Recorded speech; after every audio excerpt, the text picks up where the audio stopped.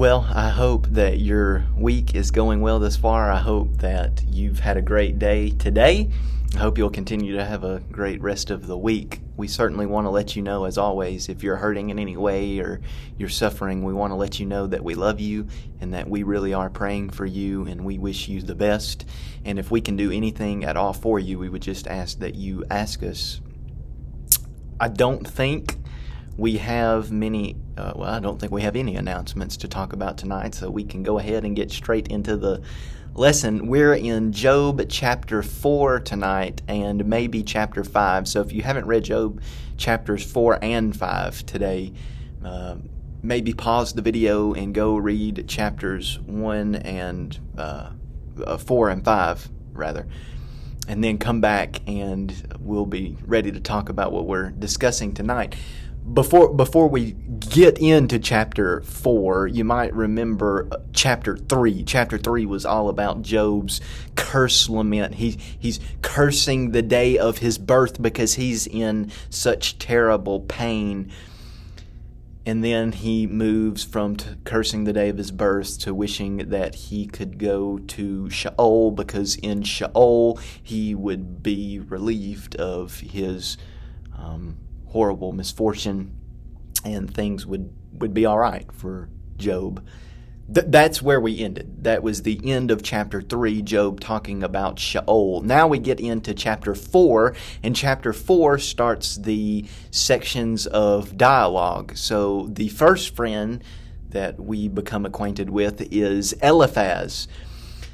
Eliphaz is probably the most eloquent of all the friends. His speeches are always longer, and he seems to have more wisdom. But Eliphaz's main position, nevertheless, is that no one is righteous before God. That's what Eliphaz aims to argue, especially in his first speech. So let's go ahead, let's jump into it. Job chapter 4, we'll start in verse 1. Then Eliphaz the Temanite answered and said, "If one ventures a word with you, will you be impatient? Yet who can keep from speaking? Behold, you have instructed many, and you have strengthened the weak hands. Your words have upheld him who was stumbling, and you have made firm the feeble knees. But now it has come to you, and you are impatient. It touches you, and you are dismayed. Is not your fear of God, your confidence in the integrity of your ways, your hope?" So Eliphaz, he doesn't waste any time talking with Job. He kind of jumps right in, and he really says, Job, would you let me say something? I'd like to say something, but it's kind of like Eliphaz is faced with maybe a problem a little bit. He doesn't want to push Job so much that he adds to his anguish and pain.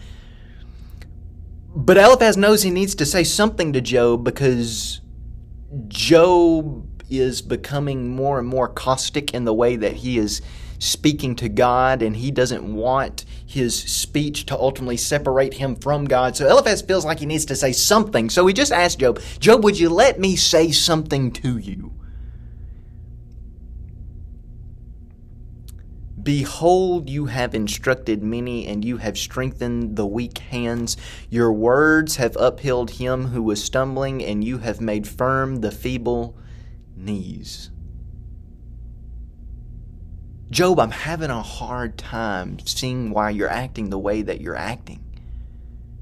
You've thrown out this curse lament. You've cursed the day of your birth. But Job, do you not remember that when everything was all right in your life, do you not remember giving advice to others who were suffering? Do you remember that, Job? And do you remember what you told them? You taught them in religious and moral matters. You gave them instruction as to why they are suffering. You told them that God sometimes uses affliction to punish a person for wrongdoing, Job. You told them that. And because you told them that, you ultimately helped some people get out of their terrible state.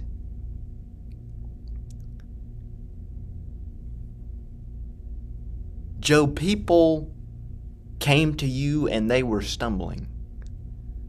Their legs were about to give and they were about to fall because of their iniquity. But Job, you gave them a hand. When they felt like they had no more confidence at all, Job, you gave them confidence. But Job, you're cursing the day of your birth. You think, Job, that you are innocent. Job, why has your confidence melted away?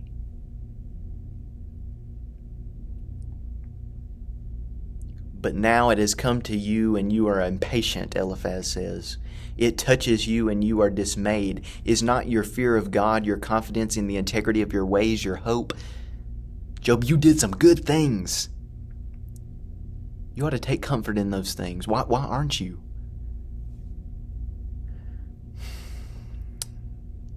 Let's go to verses 7 through 11. Remember, who that was innocent ever perished, where were the upright cut off? As I have seen those who plow iniquity and sow trouble reap the same. By the breath of God they perish, and by the blast of his anger they are consumed. The roar of the lion, the voice of the fierce lion, the teeth of the young lions are broken. The strong lion perishes for lack of prey, and the cubs of the lioness are scattered. It's here in verses 7 through 11 that Eliphaz really starts to talk about the doctrine of retribution. You know, that principle that we see in the Old Testament, that the righteous are rewarded and the wicked are punished. That's what Eliphaz is getting at here. And he really wants to talk about it. You know, the doctrine of retribution, it's not... You know, people who thought that the righteous are always rewarded and the wicked are always punished, that the doctrine of retribution is an absolute principle. They had reason for thinking that the doctrine of retribution is based off an observable principle that we see in the world today. You find it in the book of Galatians that a man will reap what he sows. Okay, the farmer who sows seed will reap the benefits of sowing that seed. The farmer who doesn't sow any seed will reap the benefits of not sowing any seed. People reap what they sow. That's really what the doctrine of retribution is all about. But notice what Eliphaz has to say about the doctrine of retribution. He's interested in the final outcome of the righteous and the final outcome of the wicked. He says, who that was innocent ever perished, or were the upright ever cut off? Job, listen, buddy. No one is righteous before God, okay? That's really what you need to understand, and we're going to see that principle come out more when Eliphaz continues to speak. But that's really what he's getting at, Job. No one is truly righteous, okay? There's going to be hardships in everybody's life. That's inevitable. But listen, Job, you're really a good guy, okay? You've done a lot of good things, and you really do. You have a good heart. So why can't you take comfort in that? God will not let you perish, Job. You're just suffering because you're human, and no human is perfect. But the wicked, Job, the wicked, their end is destruction.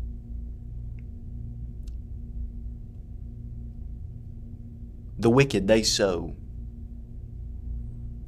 and they reap destruction. And Job, there's something else you need to know. God is going to have the final judgment on those people. And it's not going to be good. And they use this like most people have concluded that this is a pictorial proverb. Nobody really knows. It's very obscure, so the meaning is kind of it's left open.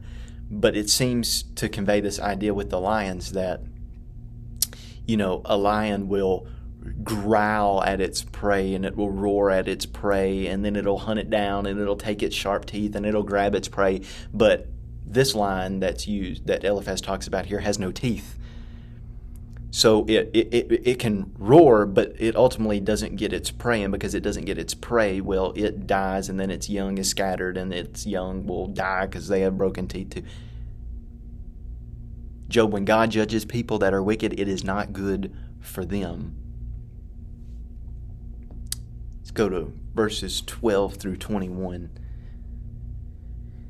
Now a word was brought to me stealthily. My ear received the whisper of it. Amid thoughts from visions of the night, when deep sleep falls on men, dread came upon me and trembling, which made all my bones shake. A spirit glided past my face. The hair of my flesh stood up. It stood still, but I could not discern its appearance. A form was before my eyes. There was silence. Then I heard a voice. Can mortal man be in the right before God? Can a man be pure before his Maker? Even in his servants he puts no trust, and his angels he charges with error. How much more those who dwell in houses of clay, whose foundation is in the dust, who are crushed like the moth. Between morning and evening they are beaten to pieces. They perish forever without anyone regarding it. Is not their tent cord plucked up within them? Do they not die, and that without wisdom? So it's here that Eliphaz starts to discuss a vision that he has. Now, visions in the Old Testament aren't all that rare. You know, we see visions from the prophets, but this vision that Eliphaz has is rare. In fact, there's no other vision like it in the entire Old Testament. It's more of an auditory vision, and it is very, very unique. Now, if it's very unique, what does that tell us? It tells us a lot of people don't know a whole lot about it. And if a lot of people don't know a whole lot about it, it's very, very hard to explain. But what we do know is Eliphaz is experiencing a sort of night terror. And he starts out by saying, a word was brought. Now watch. A word was brought to me stealthily. This image, this auditory vision that Eliphaz experiences isn't something that Eliphaz just conjures up in his own mind. It was a vision brought to him by someone other than him. It was brought to him. Now, it was brought to him stealthily. And he says, my ear received the whisper of it.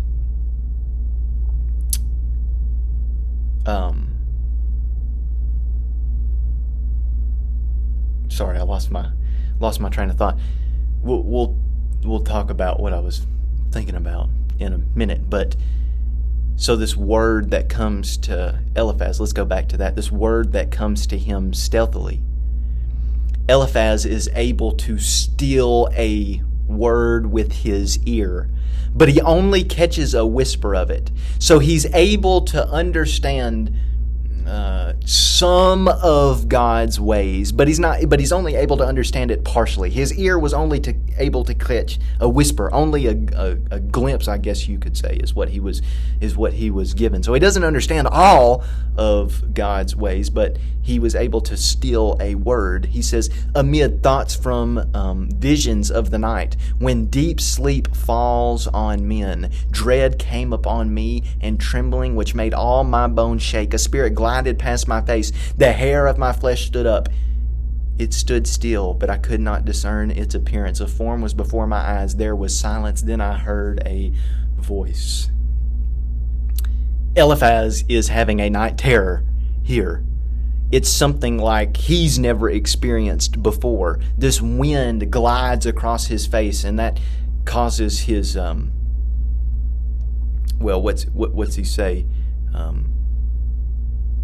It causes the hair of his flesh to stand up. He's scared. It's deep into the night while he's experiencing this auditory vision. Now, there's a lot of rare words used in this section here. And I think what that might be trying to convey to us is that this is a very, very unique experience.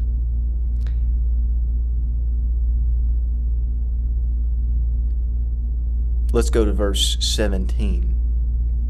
What's this voice say? It says, can mortal man be in the right before God? Can a man be pure before his Maker? Eliphaz is really starting to attack Job's curse lament from chapter 3. Job believes that he is truly innocent. Eliphaz is telling Job, that is not true. You are not innocent. No man can be perfect before God. Do you understand that, Job? When humans are put in relation to God, no man is righteous, Job, and that includes you. And because that includes you, Job, you're going to experience hardships in your life. That's with all people, Job. Job, compared to God, you are insignificant. Verse 18. Even in his servants he puts no trust, and his angels he charges with error. Job, we're talking about men that are on the earth. They can't be innocent because no one is righteous before God. But Job, if you want me to express that even more, let me tell you about the heavenly beings. They're also not perfect, Job. And they're in the presence of God, Job. So if his messengers aren't perfect, Job, neither are you.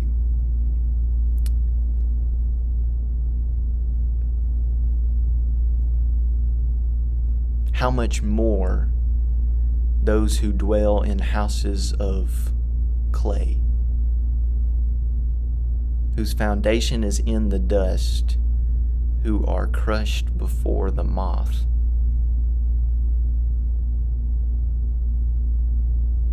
Job, if that's true about God's heavenly beings, how much more so with you, Job? You're a man from the earth who dwells in houses of clay, Job. Clay here signifying weakness and limitation. Job, you shouldn't think that you're innocent, because you're not. Now, moths, we know, are famous for being described as these insects that destroy garments. No one knows of moths destroying houses of clay, which has led a lot of people, which has led some people to think that there was another insect that would eat the straw of bricks, that was able to eat the straw of bricks, and therefore an insect would be able to destroy a house of clay. Maybe that's true, I don't know. But Eliphaz keeps going. Between morning and evening they are beaten to pieces. They perish forever without anyone regarding it. Is not their tent plucked up within them? Do they not die, and that without wisdom? Job,